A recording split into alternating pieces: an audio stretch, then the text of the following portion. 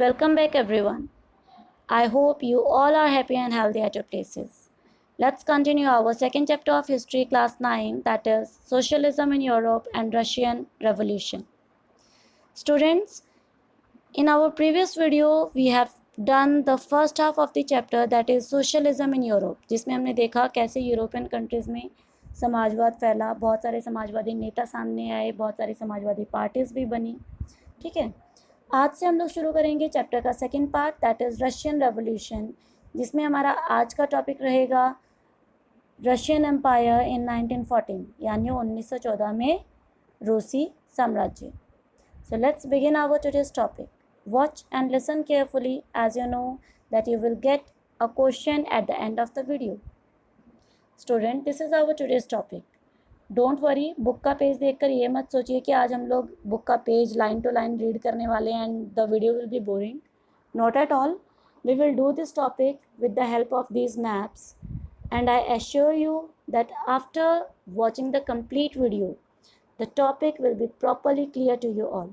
Okay, so let's begin our today's topic. आप यहाँ पे देखेंगे रशियन रेवोल्यूशन. रशियन रेवोल्यूशन हम लोग डिटेल में अपनी आने वाली वीडियोस में करेंगे. यहाँ पे आपको शॉर्ट में सिर्फ इतना बताऊंगी कि रशियन रेवोल्यूशन कब हुआ था, 1917 में, and it occurred in 2 parts. ठीक है, 2 भाग में हुआ था. पहली जो क्रांति हुई थी, रूसी क्रांति, it occurred in February 1917 and then the second revolution occurred in October 1917. दोनों ही 1917 में हुई थी, पर पहली फरवरी में हुई थी और दूसरी अक्टूबर में. पहली क्रांति में क्या हुआ था कि वहाँ की जो मोनार्की थी वो फिनिश हो गई थी, राजाशाही ख़त्म हो गई थी. ठीक है, राजा की जो पावर्स थी उनको लिमिटेड कर दिया था. और सेकंड में क्या हुआ था, सेकंड में socialist took over the government. पहले में राजाशाही हटाकर एक प्रॉपर सरकार बनाई गई, और दूसरी क्रांति जब हुई तो सरकार को किसने टेक ओवर कर लिया, सोशलिस्ट ने टेक ओवर कर लिया. क्या हुआ, कैसे हुआ, we will do it in detail in our next videos, further videos of the chapter. तो अभी हम देखेंगे हमारा आज का जो टॉपिक है वो है रशियन एम्पायर इन 1914. तो 1914 में रूस का जो राजा था वो कौन था, ज़ार Nicholas II. TSAR, T is silent here, the pronunciation is Tsar, ज के नीचे बिंदी, ज़ार निकोलस II. और हमने यहाँ पे बेसिकली रूसी साम्राज्य देखना है. तो रूस को अगर आप 1914 के रूस को आज के रूस से कंपेयर करोगे तो उसमें बहुत फ़र्क है. 1914 का रूसी साम्राज्य आधे यूरोप तक फैला हुआ था. आप यहाँ पे कंट्रीज़ के नेम देखेंगे, Finland, Latvia, Lithuania, Estonia, some parts of Poland, Ukraine, Belarus. ये कुछ एरियाज़ थे जो उस समय रशिया का हिस्सा थे, पर आज ये अलग देश हैं. तो देखते हैं इसी को with the help of the map. Here you can see 2 maps. The upper one shows the Russian Empire in 1914 and this one is the present time Russia. यहाँ पर जो है 1914 का रशियन एम्पायर आप देख सकते हैं, जो पर्पल शेडेड एरिया है, this complete is the Russian Empire. और आज का देखेंगे तो ये जो ग्रीन एरिया है, this makes the Russian Empire. Empire नहीं बोलेंगे, रशिया, क्योंकि उस समय राजाशाही होती थी, साम्राज्य होते थे. तो this is today's Russian country या रशिया. अब आप देखेंगे कितना फ़र्क है. फ़र्क आप कैसे पता लगाएंगे, अगर आप 1914 में देखेंगे तो इसके पड़ोसी देश कौन सा है, नेबरिंग कंट्रीज़ क्या है, जर्मनी है, थोड़ा सा पोलैंड है, पोलैंड का बाकी हिस्सा रशिया में है, ऑस्ट्रिया हंगरी है, रोमानिया है, बुल्गारिया है. अब हम देखते हैं जर्मनी, ऑस्ट्रिया हंगरी यहाँ कहाँ है, नीचे वाले मैप में देखो, ये रहा जर्मनी, ये रहा स्वीडन, है ना. पोलैंड का तो थोड़ा सा हिस्सा बाहर है, और ऑस्ट्रिया हंगरी यहाँ पर है. इसका मतलब ये बाकी सारा हिस्सा उस समय कब, 1914 में कहाँ पर था, रूस में था, रूसी साम्राज्य में शामिल था. पर धीरे धीरे जैसे समय बीतता गया चेंजेस आते रहे और ये एरियाज़ रूस से अलग होकर एक इंडिविजुअल स्टेट्स बन गए. अब इसमें कौन कौन से एरियाज़ हैं हमने भी पीछे पढ़े थे ना, तो उनको अब हम इस मैप में देखते हैं. Finland, Estonia, Latvia, Lithuania, Belarus, यहाँ पर आपका यूक्रेन है, ठीक है। तो ये सभी कंट्रीज़ या ये सभी स्टेट्स उस समय रूसी साम्राज्य का हिस्सा थे, पर आज ये सभी जो है इंडिविजुअल स्टेट्स या कंट्रीज़ हैं। रूसी साम्राज्य तो आपको क्लियर हो गया कि 1914 में रूसी साम्राज्य क्या था। अब जो सेकेंड इम्पॉर्टेंट चीज़ है हमारे आज के टॉपिक में, वो है आपकी बुक का ये मैप। इस मैप में बेटा हमें बताया है कि प्रथम विश्व युद्ध कब शुरू हुआ था। वो भी शुरू हुआ था हमारा 1914 यानी कि 1914 में, और ख़त्म हुआ था 1918 में।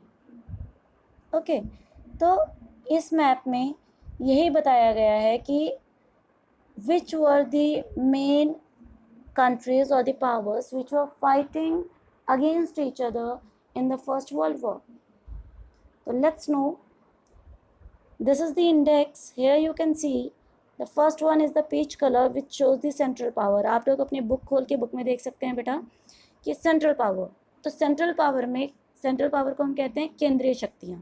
तो कुछ कंट्रीज थी जो कि जिनको क्या बोला जाता था, सेंट्रल पावर्स बोला जाता था, और उसमें देखेंगे हम कौन कौन सी कंट्रीज है, जर्मनी और ऑस्ट्रिया हंगरी।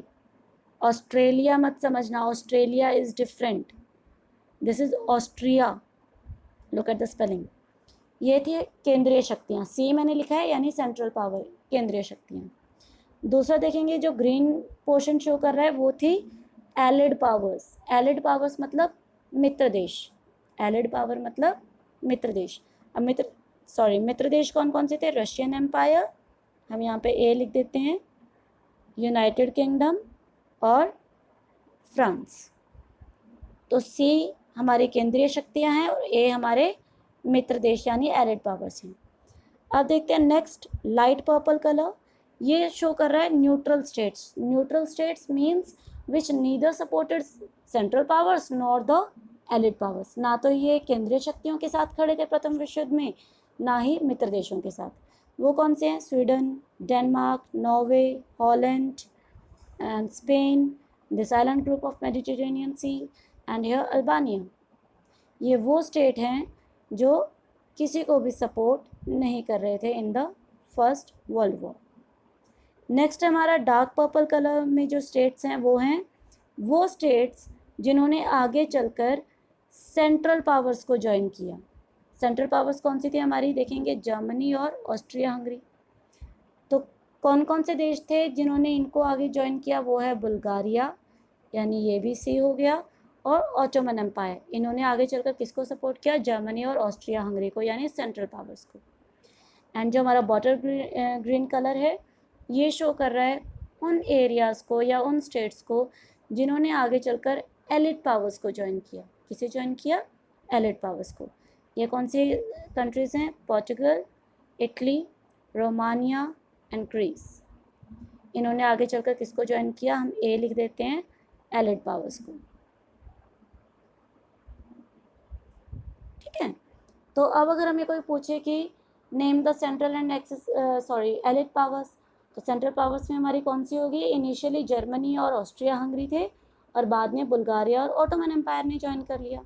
और अगर हम लोग एलिड पावर यानी मित्र देशों की बात करते हैं तो उसमें हमारे इनिशियली थे रशिया, यूके जिसको हम ब्रिटेन भी बोलते हैं, और फ्रांस, और उनको बाद में ज्वाइन किया पोर्चुगल, इटली भी एक बहुत पावर के साथ जो है इनके साथ जुड़ा था, रोमानिया और Greece.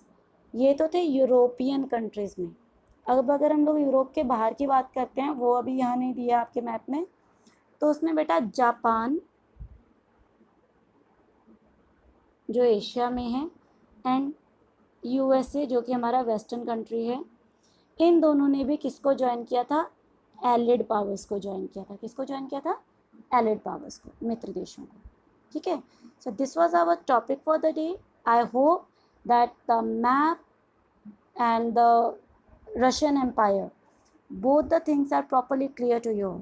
Okay, so now the question for you is, name the allied powers and central powers during the First World War and locate in the political world map.